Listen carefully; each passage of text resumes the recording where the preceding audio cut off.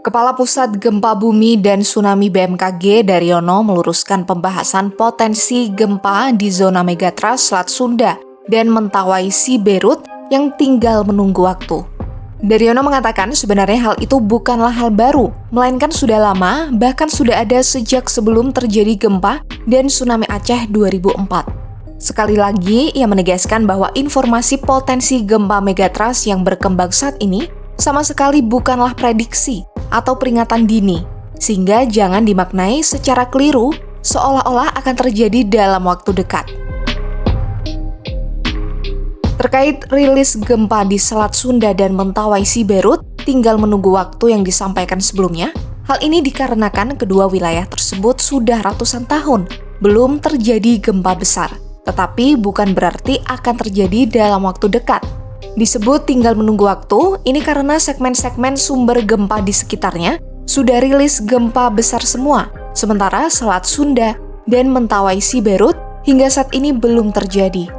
Lebih lanjut, Daryono hanya mengingatkan kembali keberadaan zona megatrust Selat Sunda dan Mentawai Siberut sebagai sebuah potensi yang diduga oleh para ahli sebagai zona kekosongan gempa besar atau seismic gap yang sudah berlangsung selama ratusan tahun. Belakangan ini BMKG mengingatkan potensi gempa dari dua megatrust yang sudah lama tak melepaskan energi besarnya, yakni megatrust Selat Sunda dan megatrust Mentawai Siberut.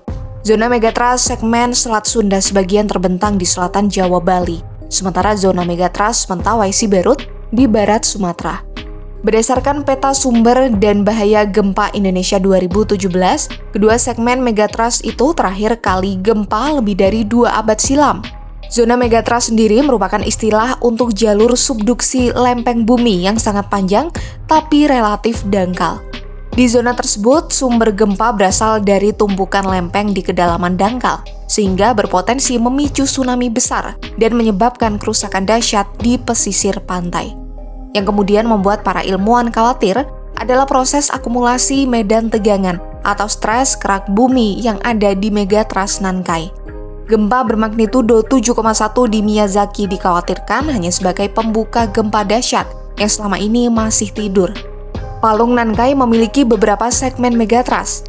Jika seluruh tepian patahan tersebut tergelincir sekaligus, para ilmuwan Jepang memperkirakan palung laut tadi bisa menghasilkan gempa berkekuatan hingga 9,1.